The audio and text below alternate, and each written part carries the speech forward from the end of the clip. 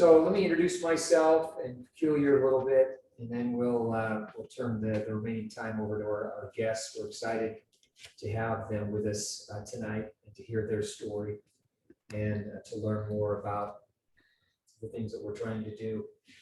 So I'm George Doyson. You can see Paul Tu here as well. Paul Tu and I started Peculiar back in April of 2019. And the focus for Peculiar is to help build bridges between our LGBTQ family and our families of faith traditions, and also supporting the interactions that our LGBTQ family have with medical professionals, therapists, educators, and so forth. And so part of our focus and development is to create curriculum. And so these stories are part of our curriculum. We find that human stories open hearts, help people engage, help us all connect to our humanity, and ultimately bring about better experiences, better outcomes. Peculiar was also started from my experience with Allison and I and raising our son, who came out at 13. Stockton was and will always be a beautiful gift to us.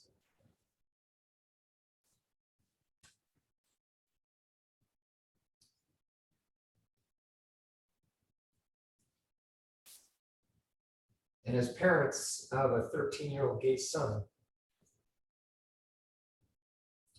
we were,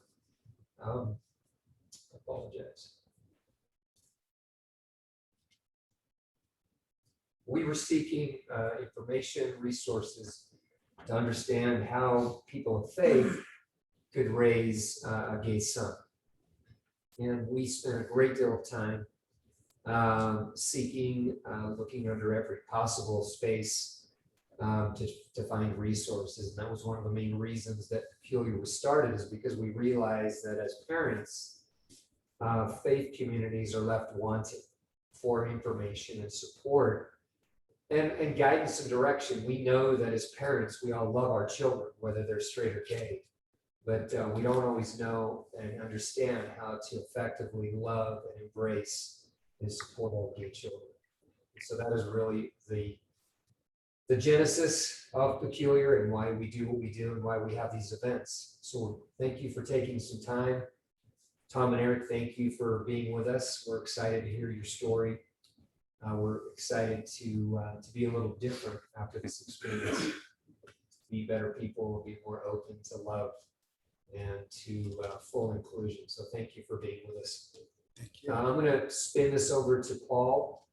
Paul will guide us and moderate the conversation. So Paul, you're up, buddy. Thanks, everybody. Thanks, George. Welcome, Eric and Tom. We're super excited to have you. A couple of things. First of all, as our theme for June is Pride, and we're celebrating Pride all over the globe. I think there's some hot weather climates that do it a little bit later. Thank you. But I wanted to just, for those ally parents who may not know the exact history, I thought it would be worth spending a couple of minutes on the history of Pride. And at least in the United States, the credit usually goes to the Stonewall Inn in New York City and off of Christopher Street, for where the protests first started, where gay men and trans women and drag queens and all manner of queer people were being harassed by the police. But it actually had started bubbling up all over the country. There was another raid earlier, about 8 years earlier in Los Angeles.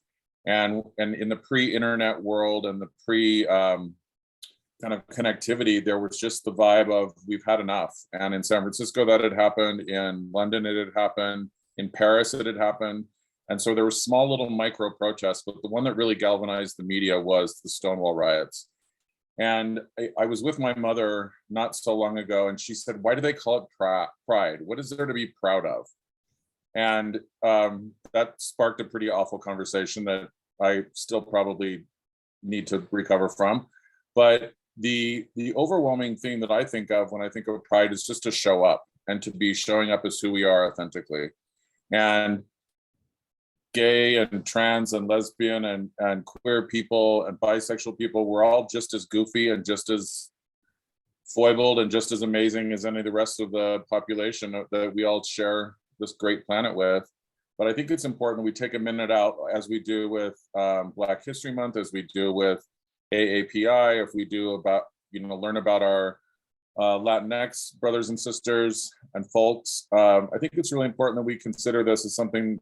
I always get emotional when I drive in a conservative neighborhood and I see a rainbow flag, and the difference that it makes.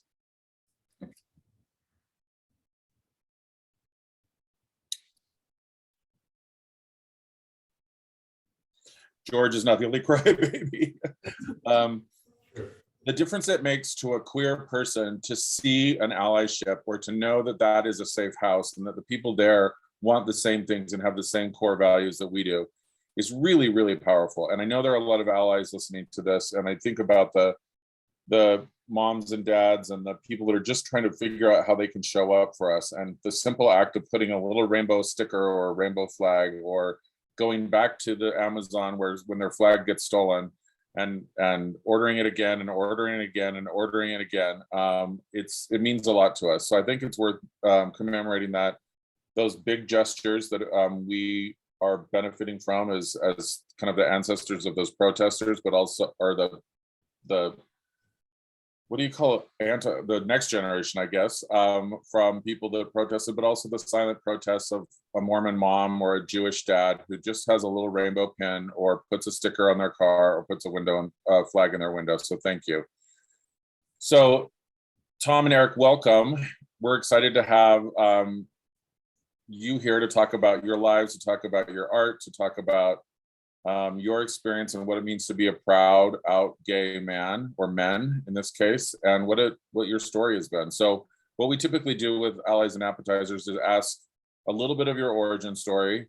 Tell us a little bit about your experience with faith, with family, and what it meant to come out, and then we'll follow up after that. Great, thanks, Bob. Thank you.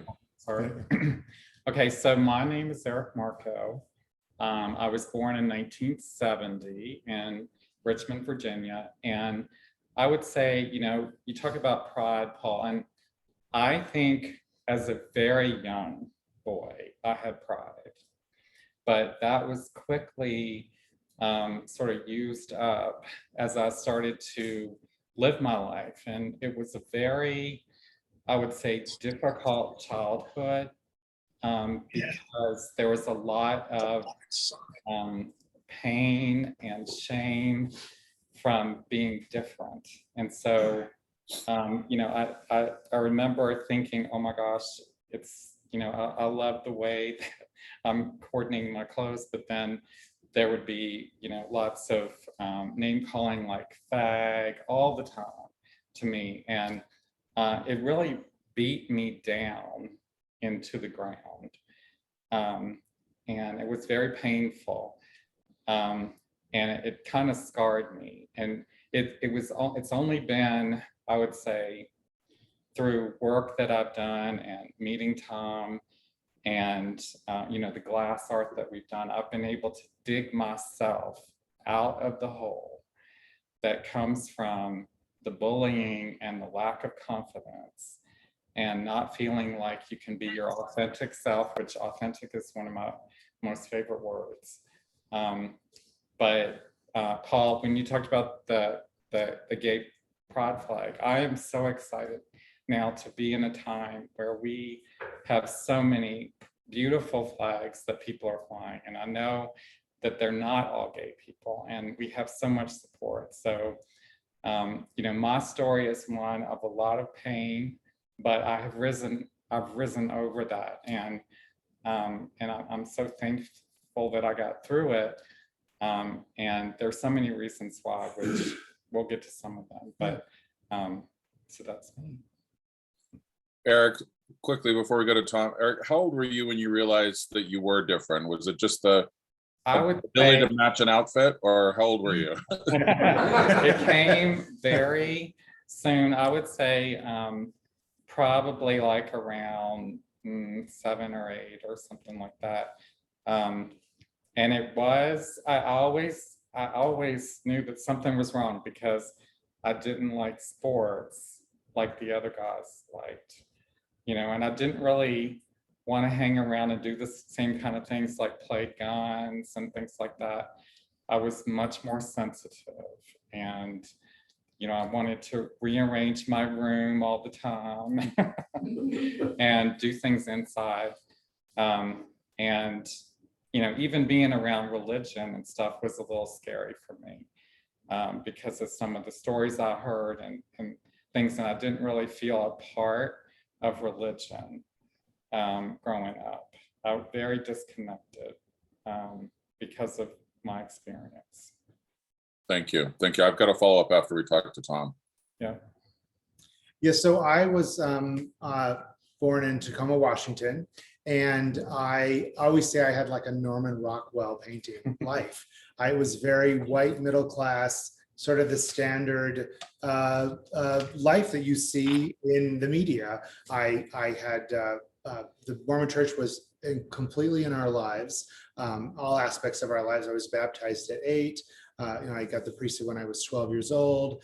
Our lives were we would drive to our grandparents over the woods, through the woods and over the hills. That's how it goes, and in the snow. And we would have Thanksgiving with both of our grandparents, sets of our grandparents. My parents grew up in the same little town in Northern California.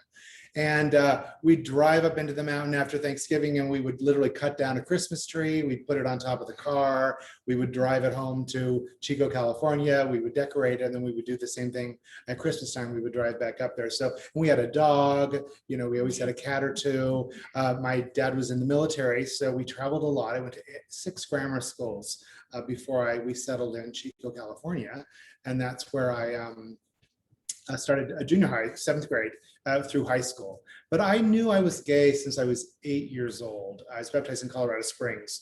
And I just always, that the idea, when young kids are they like to hang out with their own gender and the other gender's icky for, until they start reaching puberty. Well, of course, when I reached puberty, I didn't, the other gender just sort of stayed icky for me. So I love,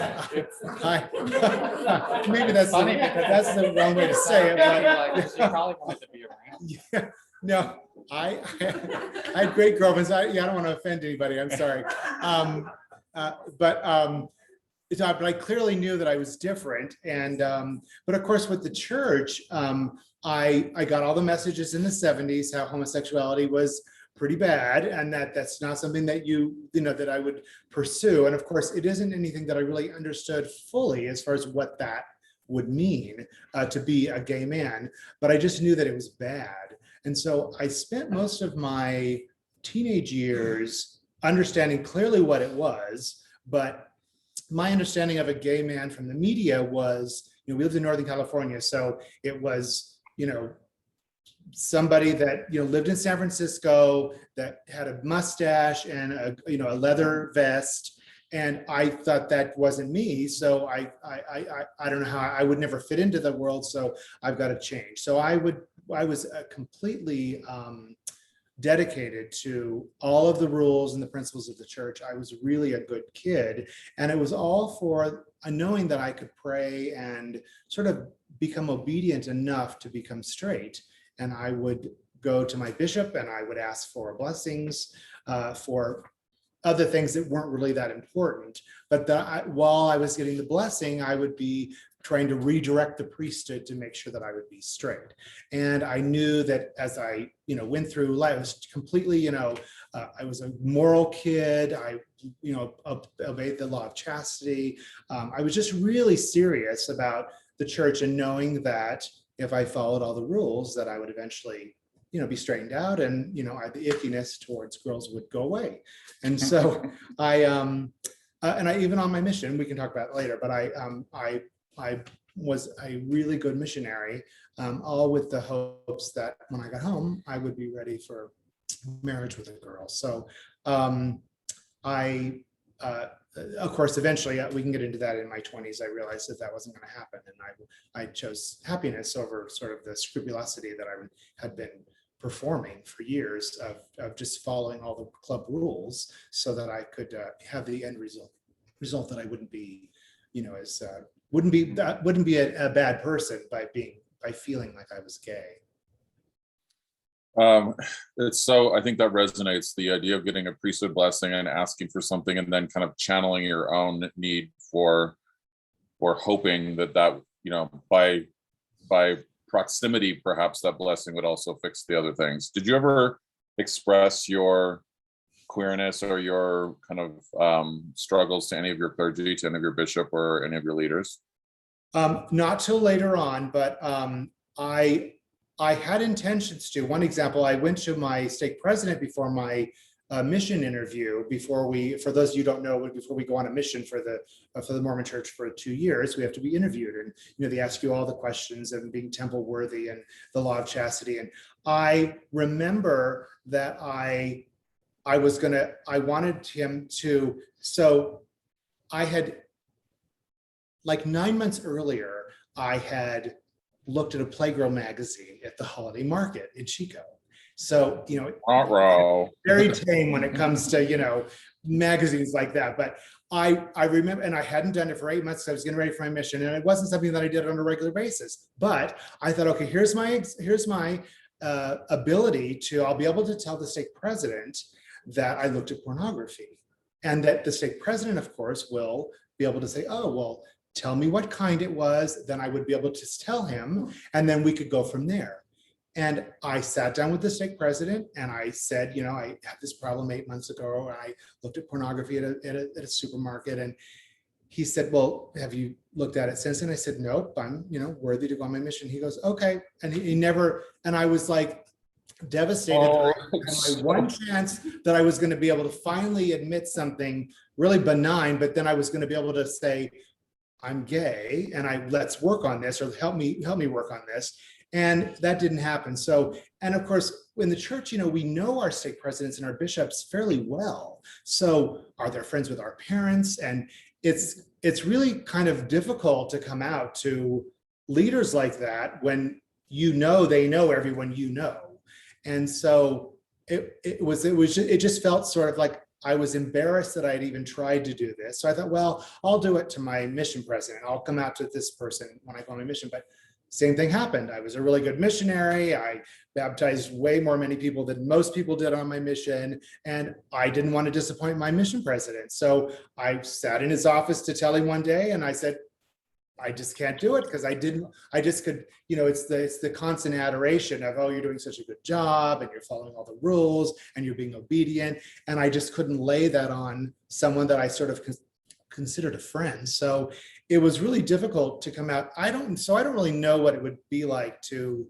have come out as a teenager and tell someone I was gay. I did have friends later in when I lived in DC who had come out in the MTC and were sent home immediately to shame. And I remember those interviews in the MTC when the apostle would come and speak, and it was in a big room, and the pressure of, there's someone in this room who's a sinner, and we need to talk to you before you go on your mission. And then, as far as I can remember, the sides of that conference room were lined with offices. And after the meeting, missionaries would be filing away into those rooms. They had people ready to, hear them confess. I didn't have anything to confess, but because I hadn't really done anything that was immoral. But I knew, I always felt like, well, gee, they're pointing that right at me. But I'm like, well, wait a minute. I know now it's much more nuanced about the actual behavior being a sin, as opposed to feeling that you're gay. But back then it wasn't nuanced. It was even feeling, as they say, as a man thinketh, so is he. If I thought things that I wasn't supposed to think, I thought I was a sinner. So that was a really traumatic time of feeling like I was going to be discovered, but knowing that I hadn't really done anything physical that was negative or against the law of chastity, I let that go. But I remember that pressure that has stayed with me my whole mission of, did I do the right thing? Should I have confessed something that nothing ever happened? So it was those kind of things that I tried multiple times in my life to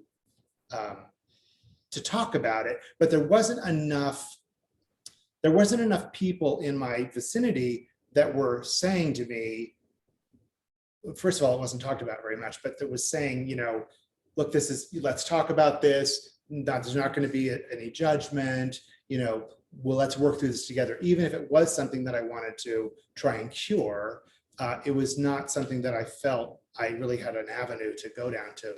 I didn't have words to start the conversation with my leaders. I think that's really an interesting point. I want to ask you a follow-up. So what year is it that you went on your mission? That you saw the Playgirl or whatever, what year that was?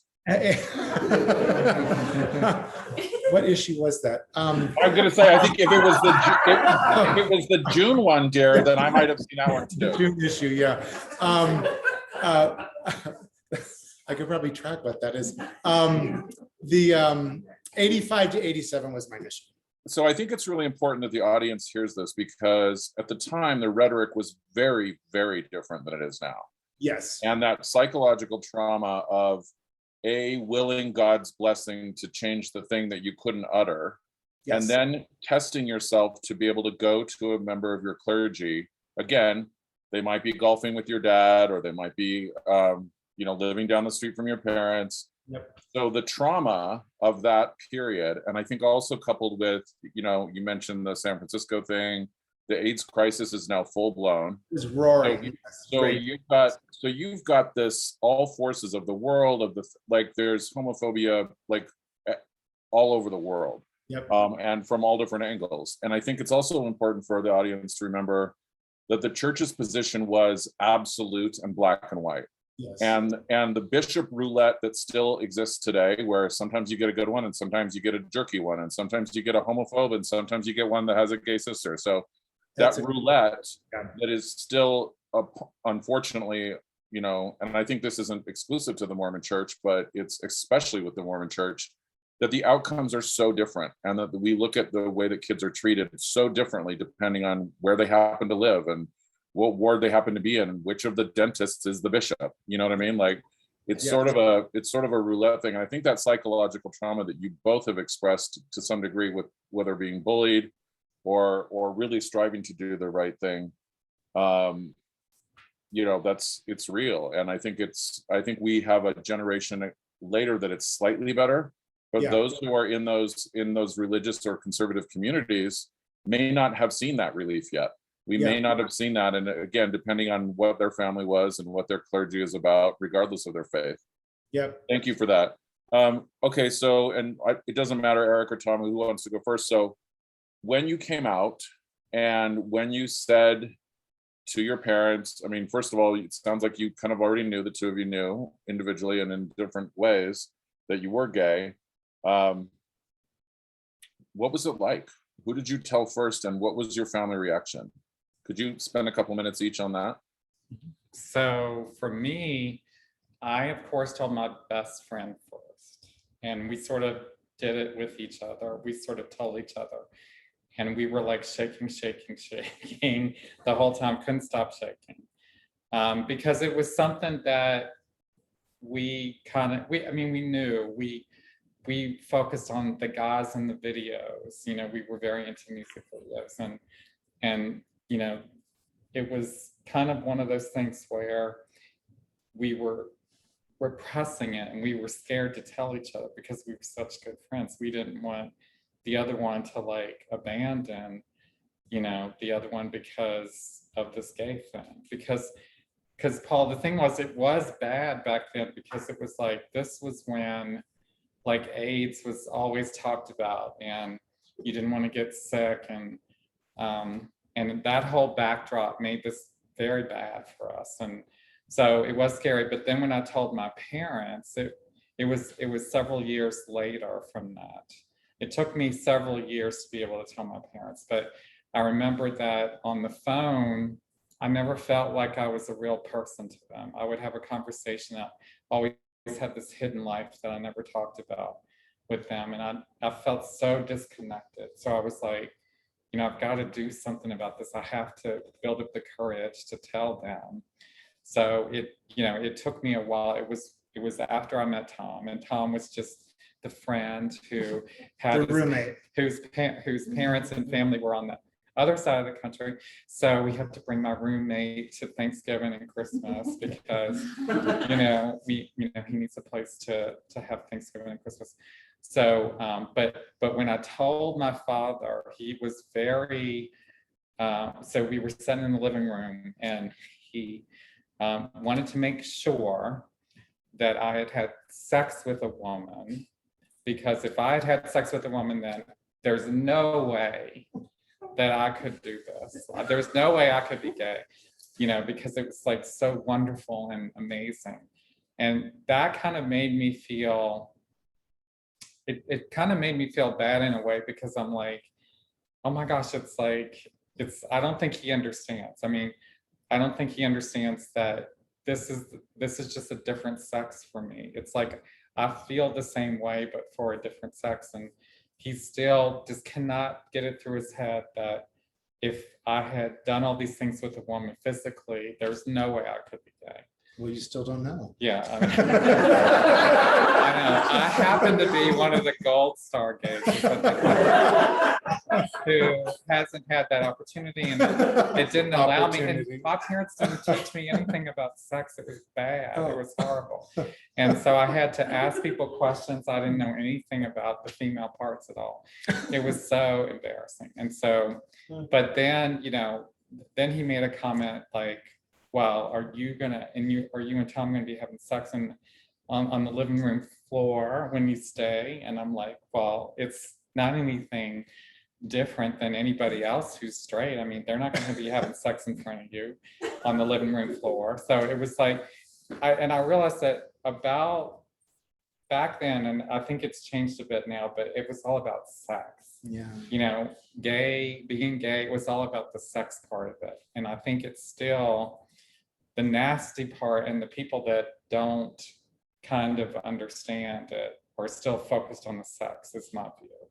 They're still just honed in on that sexual act when it's so much more than that.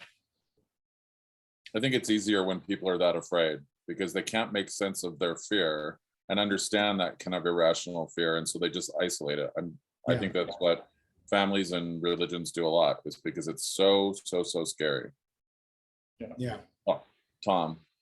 But eventually his parents, they're great, but we can get into that. I'll back up a little bit. I was dating someone in Washington, DC. I worked for Pan Am, the airlines, and I could not reconcile. I'd been through back and forth with a girl, from my mission. I followed her, she followed me to Australia, to LA, back and forth. Finally, I'm in DC, I'm an out gay man, but I still can't reconcile my Mormon beliefs. And all the feelings of, what I'm doing is wrong. I can't be feeling this. It's not, this isn't right. So I abruptly left a partner of a year, and in 3 days, I gave me 3 days notice. It was like Christmas Day. I said I'm leaving in 3 days, and I abruptly quit my job and moved to Salt Lake to this girl that I had been on a mission with, and to ask her if could we get married. But she said, no, Tom, you're gay. We're not going to get married. And so I started counseling with LDS Social Services in Sandy, Utah, and I was there probably 3 weeks. And I have to say that I had a really positive experience, in the sense that the elder meaning the senior person at the LDS Social Services, not a missionary. He was a counselor. He was a trained counselor. And he said, Tom, basically, if you want to be in the club, you have to follow the club rules. He said, you probably won't ever change. You'll always be gay, but if you want to be in this organization, these are the rules you have to follow. He said, but I do recommend that you go home to Chico, California, and come out to your family and friends and develop a support group of people that will love and support you. So I abruptly called my best friend and said, can you come and get me? And he drove with his father all the way from California to Salt Lake City, picked me up, and I moved back home. So I lived with him so that I could protect myself from living with my parents. So that's where my hometown was.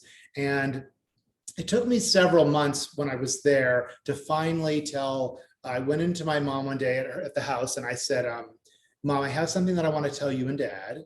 And I want the two of you to think about the worst things that could happen to your kid. And then I'll tell you what my news is. And I said goodbye, and I left. And I oh my God. for me, I was, and I wanted to protect, I totally expected to be rejected, you're not in the family anymore. So I wanted to make sure I didn't live with them or I didn't have financial ties. Like I wasn't in college that they were paying for, or, I wasn't living in the house. So I lived not far away. It's my hometown with my best friend. So I was living with him and I was working at his restaurant. So I felt protected that way. And so here I am. And 3 weeks later, my mom says, well, Tom, what we want to know, what is this news? And so we went into their bedroom, we sat down and I said, Mom and Dad, you have a son who happens to be gay. And, I just remember a long pause and I said, I'm here in Chico. I left a partner and I'm going to be, counseling. I'm going to counseling with our local student board bishop. And so there's two sides of the story. The funny side, I would say, if I was a stand-up, is that my mom said, when I said I'm gay, she said, oh, I thought you were going to tell me you're a Democrat. So several conversations, but the real story is several sentences in of the questions, my mom said, well, what are your political views? And so, which is completely irrelevant to me being gay, but that was somehow very important to my family. And, luckily at the time I was still Republican. So, I was 24.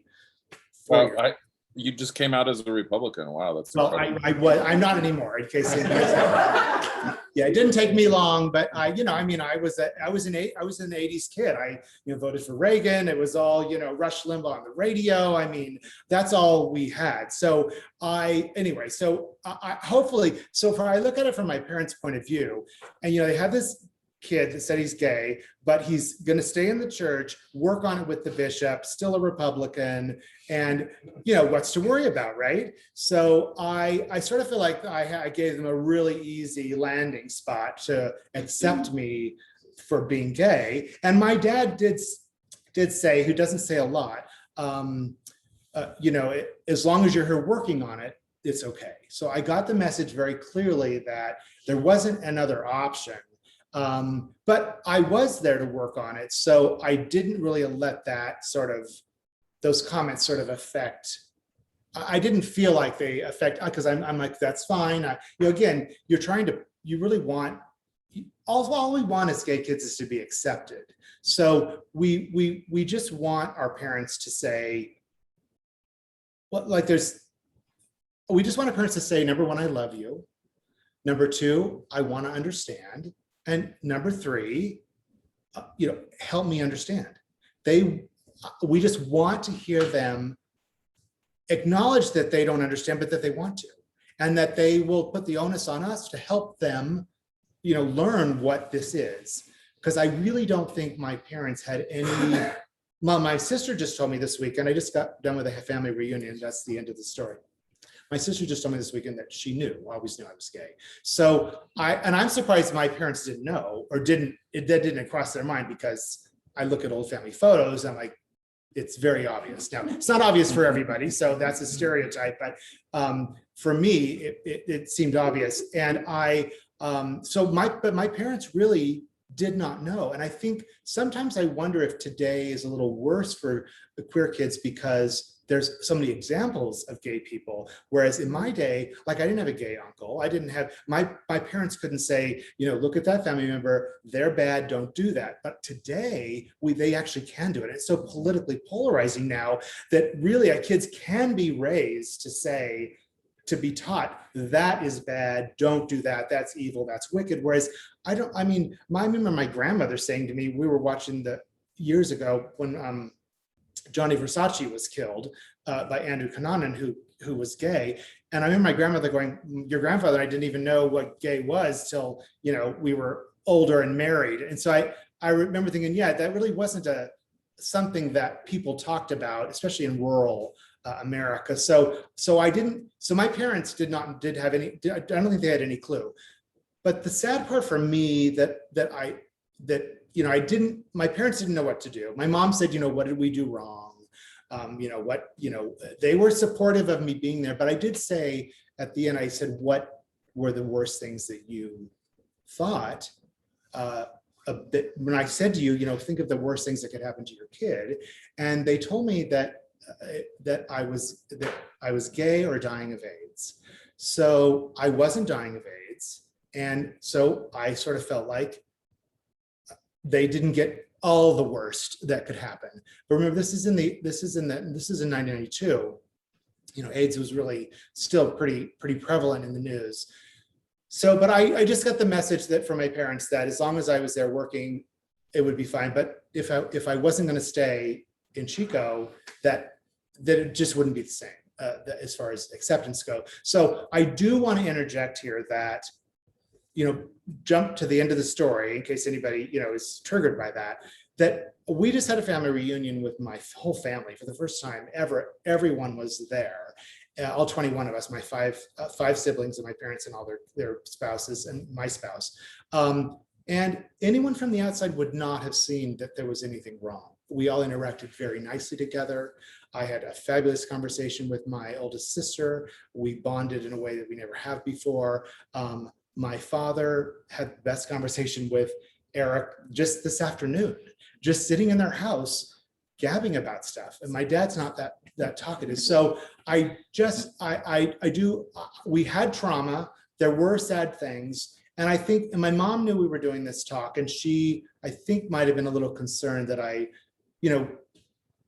was concerned that I would, after this great family reunion, come here and just throw them all under the bus. And that's not what I want to do. But I do think that, if you want your kids to come home for the holidays, which I haven't done for 30 years, there's things you shouldn't say to them when they come out to you. You want to be completely loving and accepting. Figure it out yourself behind the scenes, but don't let your kid know that you are having trouble until you kind of get your bearings. That's the initial reaction that your parents give to the kids that come out. It does not ever leave us. It is, as much as our parents can say, we love you, we did the wrong thing. Those initial feelings, those emotions are so raw that I can't erase them. And I have to push those down and accept my parents accepting me later in life as they evolve. But which I love my parents. I think that they've worked with what they have. They're very devout LDS folks. And I think that that's a struggle. It's a genuine struggle in their mind that they have a gay child. And I've never discussed it with my father. He's never beyond that first conversation. I've never had another talk about that with my dad. And when we were first together, it was a little tricky when I would bring Eric home. I don't know if my dad knew what to do, but I look at that now and think how different it is. Like just today, sitting on the couch in my parents' living room, and my dad, who's 85, is just chatting like it's, any of his kids' spouses. Like, So no, Tom, I want to go back to a couple of things before we move on, because this is really important. First of all, I want to know if you remember the name of the LDS Social Services elder. I Do you do. remember Should I what's say the- it out loud? I think you honor him for being one of the few that did you a solid. That's a good point. So his name was Elder Guthrie. I don't know his first name, but the reason I mentioned that really quickly is that so few people got that level of support from LDS Social yes, thank you Services. for bringing that up. I realize I that's think totally genuine. I think that's really, really important. And even if he didn't have all the tools, he knew from as a psychologist and as a caregiver yes. that what you needed in this particular really unique setting. So I want to honor that because it's so rare. I also want to talk about what you said, which is important. I think it is getting harder for LDS or Mormon families who have queer kids or whose kids come out. It's harder for those kids because the moats are getting deeper and the talks are getting more inflammatory and the rhetoric is getting meaner.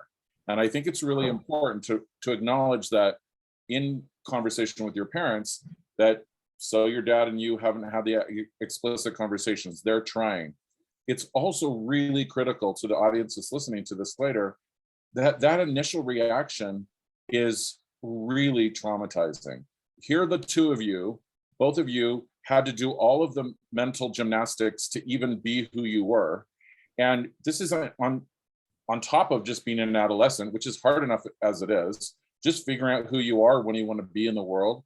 And then you put these other things on yourselves. And it sounds like you're both very caring about the people in your world because you've anticipated their trauma, therefore adding to yours. And I think that's really, really important as we talk about mental health and we talk about what it means to be authentically ourselves, that we so frequently have to accommodate for other people.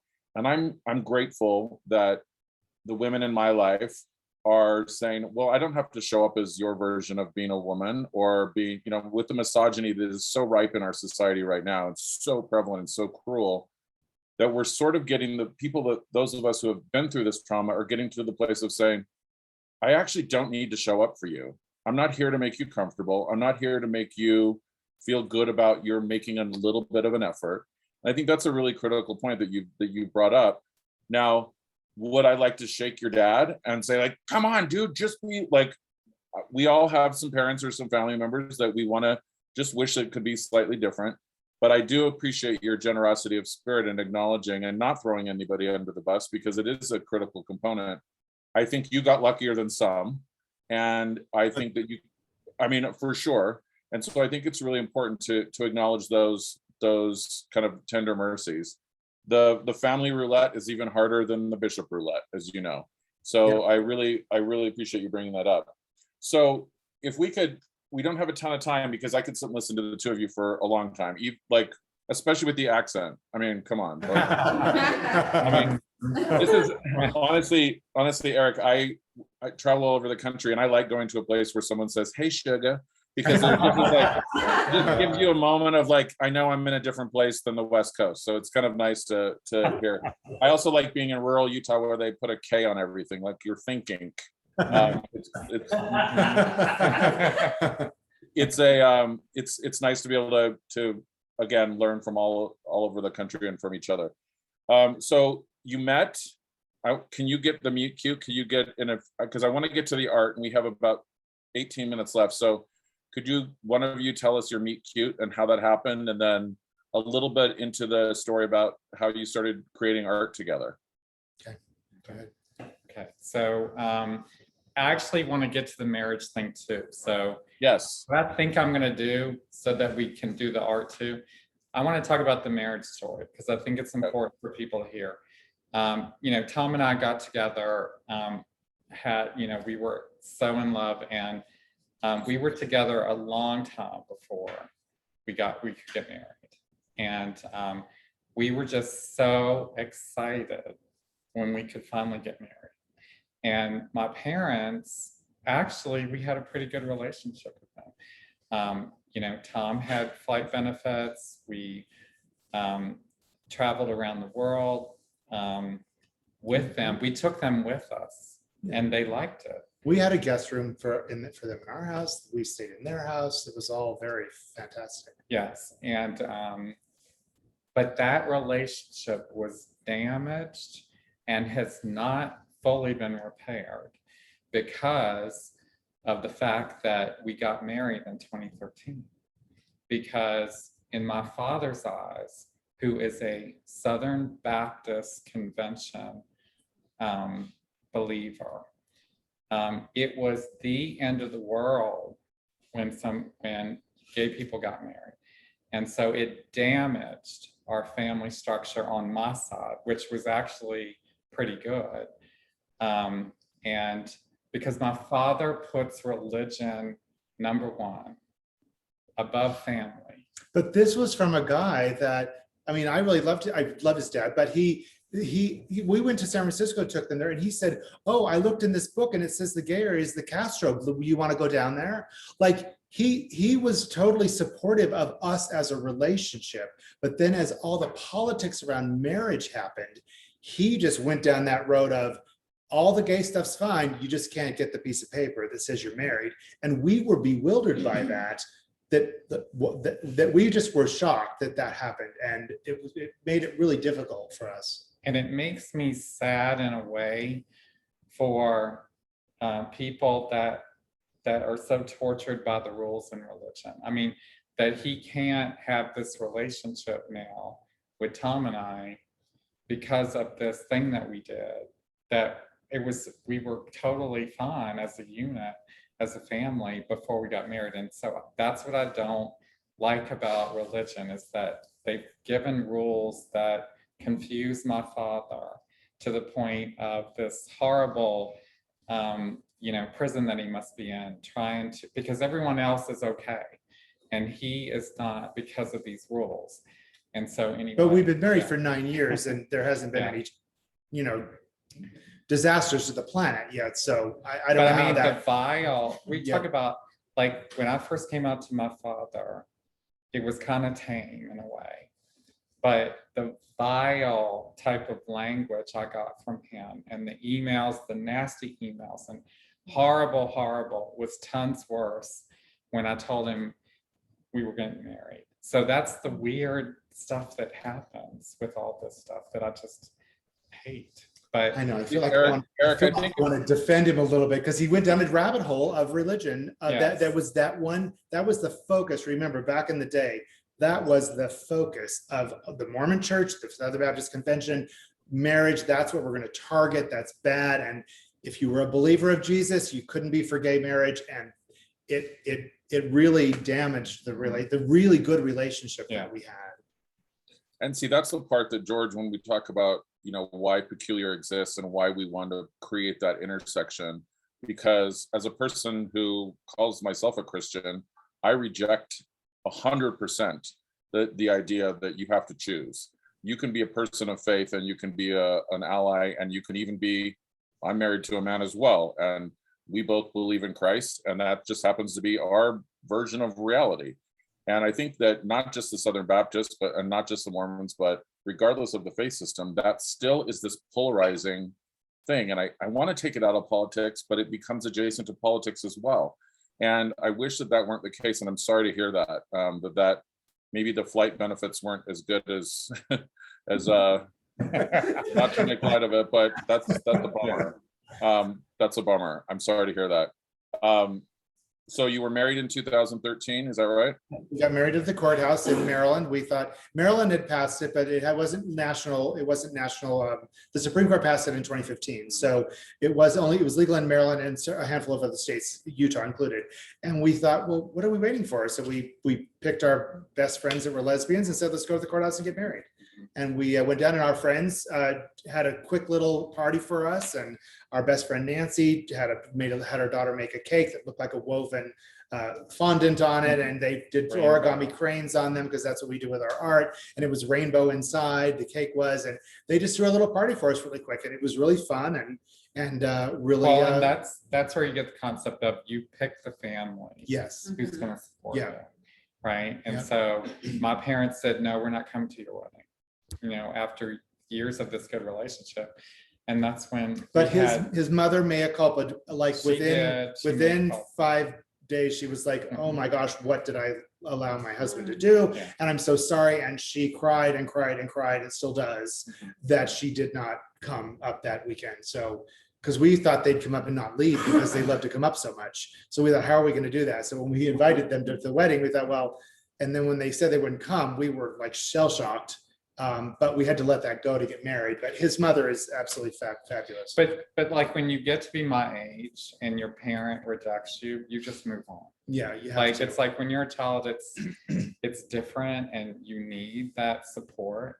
But like when you already have it, then it's like the ship has sailed at that point. But there's still things that Eric's father could say to us that would make it better. Yeah. I was wrong. Of I should not have course, done of that. course. I should not have said that. I'm so sorry. Please get married again and I'll come to it. But you know, he can't he do did- it because of the religion. That's what we that feel he like puts is number one yeah, over his family, which I think is wrong. it's Well, and So- Eric, I have to say, I still am, and those who have heard our interviews in the last year and a half have heard that I'm still struggling for the rejection, because at 51, I still don't have it.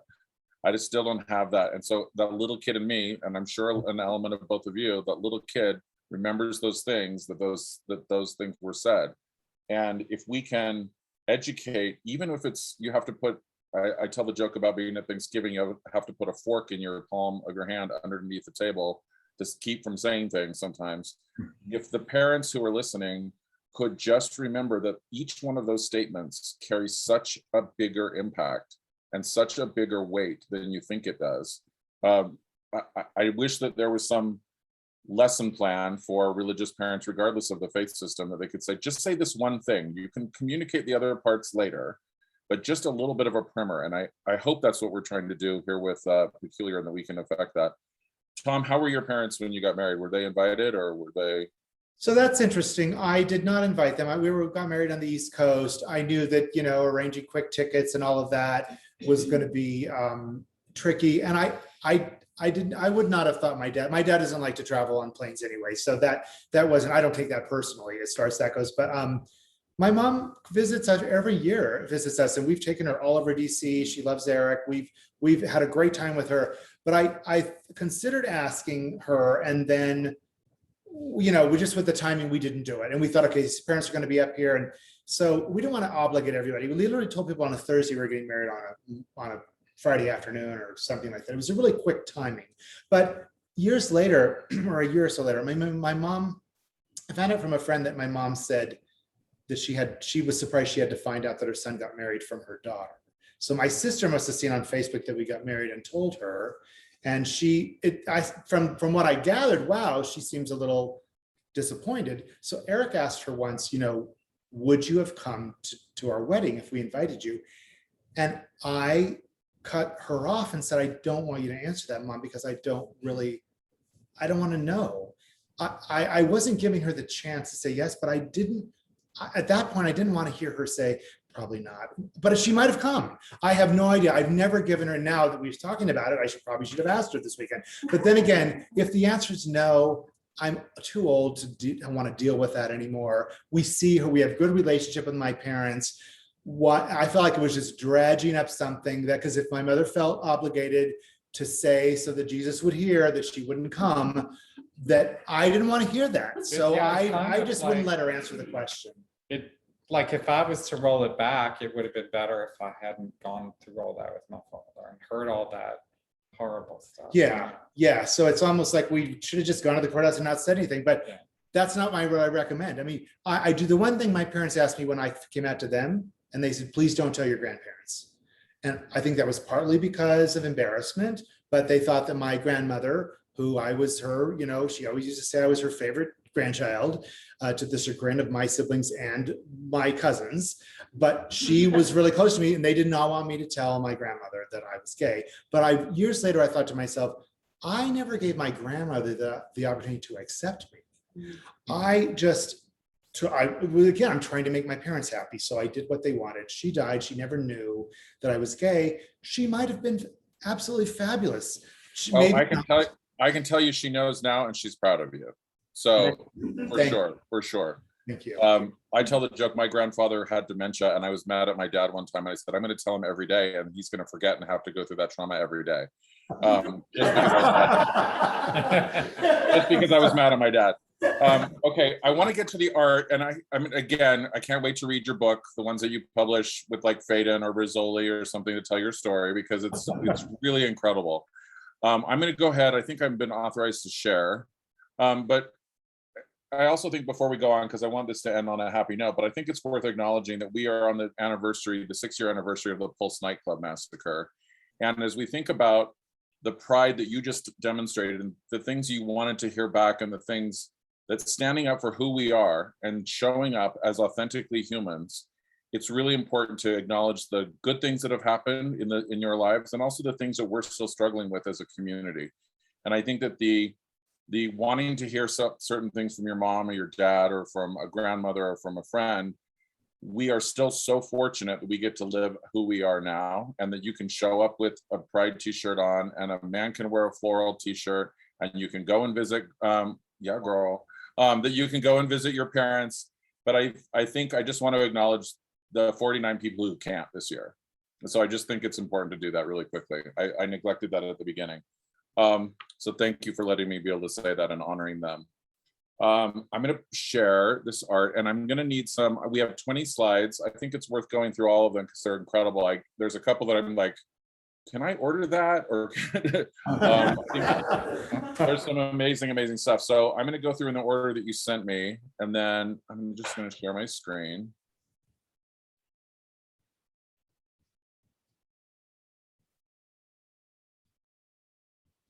Okay, can everybody see that? So we started with stained glass. When I met Eric, he had just taken a stained glass class at a community college, and he was making, little panels. And then we started doing. I started helping him solder and copper foil the glass. This And was then- the biggest, most ambitious one, stained glass that we did. Yeah. So this one was we put this in there because it was one of the biggest pieces. Yeah, it's like 5 feet. Each of those panels is 5 feet on the bottom. So it's called. And where is this? It's in a home in Potomac, Maryland. In Maryland. Yeah. That's incredible. So we did that for 10 years, and then we got, I think the next slide is we got a glass oven on Christmas Day. It's called a kiln, and our idea was That's the to, bigger or that's a version of close up that. of the same Yeah. piece. It's really incredible. I know we're limited on time, but I want to acknowledge it's really, really beautiful. Thanks. We would go travel the country and collect pieces to put in those windows. So this is the picture of Eric with our first kiln in 2002. And our idea was to get the kiln so we could melt glass, and then we could put those panels into our stained glass windows, so we wouldn't have to just travel around and buy whatever people had made in their flat glass. So, but as soon as we started playing with the glass warm, we decided that that's what we wanted to do, was to make sculpture with it. And then the piece next to it is when we first said, let's make a basket out of glass, we kind of say we didn't know we couldn't do it. And so we took several years, but this is the very first piece that we lined up tiny threads of glass and melted them together, and then we cut them up into squares and then alternated them so that it would look like a basket. And then we realized it looked, from a distance, it looks like it, but up close, you can tell it's not really a basket. So we said, well, no, let's see if we can actually, work on make the glass and weave it like fabric. And then that took us a couple years to perfect that. And then this is our confetti bowl, we call it. It's a table sculpture. We were in the Advocate magazine, one of the first magazines we were in. We were thrilled to be there, and so they featured us in their art section of that magazine. That was in 1990. It's so cool. 2008. Yeah. I mean, think about that with a woman with a basketball and men doing the weaving of the glass. Yeah, it was awesome. Yeah, and Cheryl Suits had just come out. So, and that's just a close up of the actual. Amazing. It was a lot of fun, and our cheesy. We were in New York City doing our. That's not cheap. I don't think that's. One of my friends who might be listening said, that looks a little contrived. I'm like, well, No, yeah. it's very Pet Shop Boys. It's very on point. Yeah, we were in New York City. We kind of ran out guerrilla photography. You run out in the street on the That was cobblestone at the streets, the meatpacking district, and the photographer takes pictures before the cars come. And yeah, it was fun. We had to get some publicity shots for that. So then I just put in some of we put together a slideshow, some of the rainbows that we've made. This is a kite that's installed in New Mexico with 7 other kites in a public library. This was our rainbow winged kite. Amazing. And then this is Iris. It was this was donated to a GLAD auction in New York City years ago. And we did it was a little take on our confetti bowl, but we made the colors much more defined, whereas our confetti bowl is a little bit jumbled up. How long was a piece like that take? It's about 6 weeks to make a piece like this. And this one's called Eastern Sunset. These are about 8-pound pieces. They're, fairly, they're maybe 19 inches across, or no, maybe, depending on how they're bent. They're anywhere from 19 to 15 inches One thing across. that's unique about our work is color, and we try and really push for as many variety of colors and everything. Yeah. All the different ways we make glass, layer it, use powders, use chemical reactions and things to give you glass colors that you wouldn't normally be able to see. It's beautiful. It's stunning. It's stunning. And that's our when we had this in the I think it was one of the guys that was either HRC or GLAD was at our exhibit in New York City, and he walked in and the crane was singing, and he said, that's the gayest thing I've ever seen. So that's our piece crane. So that's our we folded a piece of paper that was a rainbow in order to find out where to put the colors in the crane to make each of them so they were accurate. That piece is like, It's 3 feet across the wingspan of the crane. Wow. It hangs or it sits on a stand. Yeah. Well, I mean, what's the show, The Blown Away? The On reality show? Netflix. Yeah. Isn't that Yeah, fun? on Netflix. Yeah. I'm like, y'all could win it. Like, this is like, you don't even have to show up. The problem is we can't do our work like in a weekend like they do so quickly. So yeah, it would take, to wait 6 weeks for the finished product would be a high production value for that show. So that's just a white version of our crane that we It's did. incredible. And that's the gallery that was in New York. That's the display where the rainbow peace crane's in the middle. Yeah, we Wow, had. That's really? where CBS Sunday Morning came and interviewed us in the gallery before they when they were sort of interviewing us to see if they wanted to if we were dynamic enough to be on the show. So we were interviewed, and then later they came to our studio for 9 hours to do the photos, to do all the interviewing, and then it ends up being a 4-minute piece on TV. So yeah, it's just fun. But that was a fun experience. So go ahead. Tell us So, about these. Spring Dogwood on the left there, that's actually in a hotel, the Ritz-Carlton in DC. And then over on the right side is the coral reef. That's 6 large panels of glass, about 4 or 5 feet tall. 5 feet, yeah. That are lined up, and that's in the Big Island in Hawaii. Yeah, we just Very showed a couple of installations Wow. there, bigger pieces. These are all on our website, so you can see bigger details of these sculptures. The detail on the dogwood one, I think it's the combination of the traditional interior and that super contemporary kind of adaptation. It's really The Ritz-Carlton wanted Virginia artists to do the Virginia dogwood tree, and then they postponed the project, and we moved, and then by the time we finished it, we were Maryland artists, but we didn't really tell them that. But yeah, so that's in their lobby, and it's we once we knew what the background was they'd remodeled it to be brown. We changed the drawing so that just the negative space was the branch. We originally had brown woven into the glass, and we eliminated all of that because we just broke it up where the branch would be, so that the branch would come through and the wood behind. I'm speechless. It's incredible. Thank It's you. incredible. That was a fun piece to do. So these are our little nest babies. There we have 17 of them. That's our parrot Simon. He modeled there for us. So these are small nests that we did in our early days. Some of the smaller boutiques in the country wanted pieces that were smaller than our big sculptures, so we developed these nests that all have their own stories. Fabulous Baby, you can see on the left there, has the pink eggs in it. So it's a rainbow and has pink eggs. I was going to bring the card that says there's a story about it, but basically the story says that, so all the stories say, why are the eggs the color that they are? Why is the nest the color that it is? Or maybe what the baby's going to look like when it hatches out of the egg. It all has some little aspect. But that one we had that the birds weave the rainbow nest and then the parents take turns laying the pink eggs. So, the gender there is ambiguous. Mhm. And then the babies, when they hatch, they're what was it? They're flamboyant. They're ready for their close-up. I can't remember the exact wording, but it's funny. Ready But for the selfie. each of them have their own story. The next slide might have wicked babies in it, which is the one in the back is an emerald green, and that story with that was that the Wicked Witch of the West had pet crows who would steal pieces of the Emerald City, make the nest, and then lay their eggs, and that the eggs could only hatch when they get wet. So those are the fun kind of stories that we did with these nests. And that's Sydney, our other parrot. They were 20 years old. They passed away a few years ago, but those were our 2 baby birds. Amazing. That's our sunflower. Yeah, Table sunflower. We sculpture. love flowers. We've done many different flowers, the red poppy, the golden poppy, sunflower. It's incredible. It's incredible.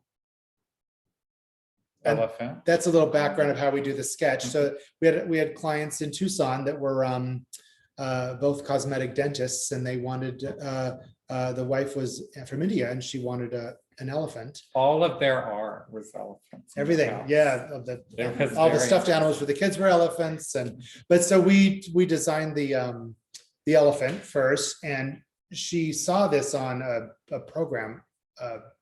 We were on a morning program, and it was in the exhibit before we delivered it, and she thought it was a white elephant, which apparently is a negative thing. So, but it was not, it's gray. So when we actually brought it to the home and installed it, they were happy that it wasn't white, but it sort of looks whitish. But we used about 80 different colors of gray that we developed to make it, sort of have a good texture to it. So this is fun. In India, they paint their elephants with all these ornamental colors. So that's where we went with that one. So this part is, as a wannabe artist myself, I think that this is so interesting that you've created all of these pieces, but the detail to go into it is not just the actual glass one, but it's also planning it out and the sketching. Yes. What would estimated time on creating something like this? This one was 6 months. Yeah, for this piece was about 6 months. Wow. And it was while we were developing our kimono too, that at the same time, that took us 18 months to do. We usually in our shows, when we'd show the kimonos, we would have another big sculpture as well, which we would always kick ourselves, why are we doing this as well? But we always wanted a second piece that had a little bit of wow factor to it. So, and then we asked the clients if we could show this in that exhibit before we took it to their home and installed it. Amazing. It's amazing. Thank you. And then here's the pest and response. I mean, These are probably one of what I think the most significant things we've done so far. These are our woven glass landscape kimonos. They're based on kimonos that we saw fabric that sort of went through all the seasons. So you see there, starting on the left is the autumn, then the winter, then the spring, then the summer, front on the top, back below. And they all sort of form a scene together. It's kind of small there, but the glass from the end of one, we've continued on to we save pieces of it when we weave the next kimono. And these kimonos actually never saw each other because they were all sold. They took, the first one took 18 months to make. It's 5.5 feet tall. She's looks like you can spin her around. She's on a post. And the next one has an actual, I think a larger one, a larger version, Paul. So that all the scene goes all the way through. This is the spring dawn kimono. So they're all a different time of day and a different season. But we hope one day they would all be in a museum exhibit where they actually would all line up and you could see them together. I think the next this one has the cherry trees in it, which are both DC and Japan have shared the cherry tree tradition. And this one, the Aurora Borealis, and the client who purchased this was from Norway and loved the Aurora Borealis. So it's always funny how we. And those are like, they're 5.5 feet tall, is that right? Yeah, yeah. When you stand next to her, it looks like, I mean, it feels like there's a figure inside of her. Yeah, they're very personified. Yeah. Wow. Wow.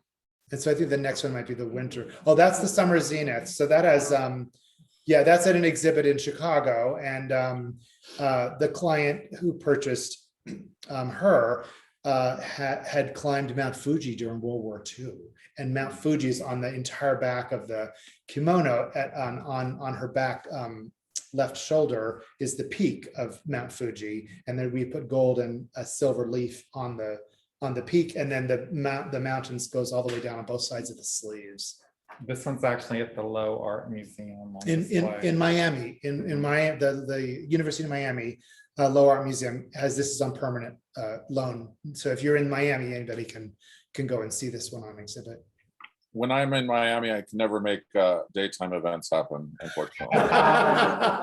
Now you got something to do.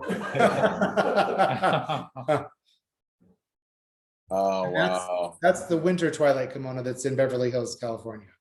That's a really, that was fun. The white was really dramatic. We made hundreds of little tiny pine trees separate that we fused into the glass to give the texture. Yeah, again, we have bigger photos of these on our website that if you wanted to see more of them, but yeah, that gives a good scale with us standing next to her. I think for those of us who appreciate art and those of us who are members of, museums, and for Chase and myself, we love art, and especially knowing the process of someone to do it. This is a very special glimpse. I don't know if everyone appreciates to be able to see the art itself, to be able to hear from the actual creators in this case, and then to the process. This is stunning. It's really incredible. Thank you. I think that's your last one. That might be it. Yeah. Oh, I could stay and do this. Wow. Incredible. I have logistics questions. I have, how does Amazon send this to me? I have all these. I have all these questions. Yeah, and the dog wants to know as well if you heard McQueen. Well, typically with this time, I want to make sure that we've got time for some questions and some conversation from the audience. George, if you have the call on people both online, and then you turn the screen down. Oh, you got a good group there at the house. That's awesome. I have Kid Ethereum Kimono on the chat asked about, do you still have original sketches? Yes, we keep all of the original sketches. In fact, we often have to show that to future clients because they'll say, well, this is what I want. And then if we show them a sketch, sometimes it's hard to grasp what it's going to turn out to be. So we'll have side-by-side images of this is what we drew and this is what it looks like. So, because obviously that's going to be a dramatic difference. So at least so people can get an idea of an idea. Was that the question? Yes. Okay. Yes. And so we'll talk about that later. Kid Ethereum. I know. I think I know what that's. Oh, I don't. Oh, I don't. And they said thank you. So that's great. Does anyone have any questions that are on the Zoom or in the room in person for Eric and Tom? Yeah, so Eric and Tom, what I loved about meeting you and getting to be in your home was just seeing the joint passion that you guys have for each other and for your artwork. And describe what it's like working together, because like you said, these pieces take 6 to 18 months sometimes, and that's a lot of time we're spending together. Yeah. And, you know, how do you work together? How do you not step on each other's toes? I mean, there is a little bit of stepping on toes, I'm not gonna lie, but no, I mean, this to me is just magical because we get to work together when we're having fun. And I think that it makes us very unique as artists to be able to be so intertwined in what we do. Now, Tom does some things on his own, I do some things on my own. To pull the whole thing together, but it is so difficult to make these pieces that it's really how we do it together that makes it possible. And I think it's strengthened our whole relationship. Yeah. And you know, as I alluded to in the beginning, I never got to. It was one of the things that pulled me up out of the ground. You know, to have this thing that I did with the Tom. So. But in case that was a technical question, what Eric so we'll come up with a concept, like say we're going to make the elephant. So we'll determine with the collector how big it should be, or maybe they just say do whatever you want. This is the space. But we figured that out, and then if it's a really detailed sketch, I'll do a sketch. If it's a landscape that's sort of more organic, Eric will. He's very good at that. So if we go along with the sketch thing, I drew the sketch of the elephant. Then we figure out we've colored it in with pencils, and then Eric will take the sketch and run with that on colors, and he'll probably make 100 small square samples that we have layered glass and powdered glass and gold and silver and other things in them. And we'll lay all those samples out, and then we can determine that's going to be the good red and that's going to be the good blue, and then how many of those colors we want to make. And then we'll make sheets of glass together. And then we'll independently, we can strip them up and we store them that way. And then we have to come together to do the weave. And then once it's woven, mostly I'll do like the polishing and things like that. And so Eric can start working on the next project as far as making colors of glass. And then there's, of course, there's all the shipping and all the wrapping and everything that we have to do to make sure that UPS, doesn't run over them and smash them. Because I mean, how are you not hand driving that? Like pulling? We do. Our big sculptures, we always say we'll install, and part of the reason is because we want to see where they're going to be installed, and we want to meet the collectors if we haven't met them originally. Sometimes our agent will communicate with people, without us first, and then we'll get in touch with the collector and make the arrangements for how colors maybe or choices or things like that. But so we always say with our big sculpture that we'll install, and we've driven things across the country to install them, and it's really nice to see where these sort of babies of ours are going to live. It's incredible. It's incredible. Well, I think I used to have my favorite gay artists were Gilbert and George in London, And now that I can say Eric and Tom I've actually met, which Very they're- sweet, very sweet. it's incredible. And the fact that it's so much color, that it's around Pride, and the fact that you all were able to take some time from your busy schedule and family reunions. I'm kind of buzzing. I'm motivated to make art now. I'm motivated to sit and draw. That's something incredible. Does anyone else have any other questions for Eric or Tom? Either in the room or I see a hand there next to Allison. I can't see who that is, but Yes, Mhm. so It's Lane. Allison? Nope, this is Lena. Oh, Lena, that's right. He thought it was us, sorry. Lena, she asked if, how much they weigh. So the kimono, for example, weighs 125 pounds of glass. So there's a heavy base on the bottom of her. She has like a 65-pound metal mannequin, and then all the 125 pounds of glass are hung around the mannequin. So and she's a modular, so we can pull off the sleeves come apart, the shoulders come up, and they all have their own box, and they're in like a 7-foot square crate that would be forklift, to be shipped to where so that's the only way we can ship her so that they don't break. Yeah, is to isolate the pieces. you're not putting that in the back of a Honda. No. No.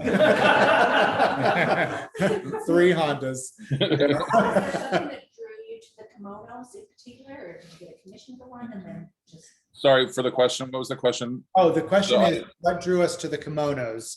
Did we get a commission, or what made us originally start to do that? We saw this beautiful exhibit at the Natural History Museum, Smithsonian, and it was remind me- Kubota yeah, is his Kuboto. last name, yeah.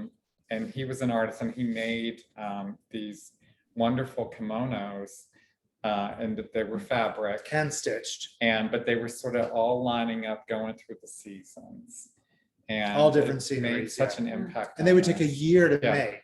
He died in 2007, but his studio is still making them. But yeah, they would take a year to make. So Yeah. it was super intricate. And we really- wanted to do, we even considered doing stained glass. And It we was were long like, before we just did isn't- woven glass. It's Yeah. not the same thing. So once we could do sculpture and we could do smaller sculpture and we got bigger, we were like, let's do it. And one of our shows, we wanted to do origami. So we always had very organic shapes, and we said, well, for this next exhibit, let's do folded looking pieces. So some of our origami pieces really have hard bends in them. And that's where we came up with the piece crane. So we wanted to do that. And we just had a tiny little sketch at the bottom of all these little ideas of a little kimono. We said, one day we're going to do that. So we are at that show, the piece crane was the wow piece hanging in the middle of our exhibit, but we were secretly working on the kimono, the first one. It took us 18 months to do that first one. And now we're working on Samurai Warriors. Yeah. Just ask Yeah. And then will it be a series? We want to do 5 of them. Yes, we've got about 3 almost done. Mm-hmm. So we're trying to do 5. So we're just, it's one of those things where we have to set aside time, unless the collectors come to us and said, I want to purchase that, and here's the deposit, and this is on the production calendar. Things like the Samurai, we just have to do on our own. And they're even When we more have elaborate than the kimonos. 'Cause Yes, They have the hand. Helmets the head, and and the hands. we and the cast feet Eric's and hands and everything. feet for they're 7.5 feet tall. The Fire Samurai is 7.5 feet tall. Yeah, so they'll all be fairly. So when will they be ready? We're trying to get them done by March of 2023 next year. So yeah. So you can drive it out to George and Allison's, and we'll see you in a year. That's right. That's right. That's right. Episode 2. Yeah, exactly. Yeah, that would be fun.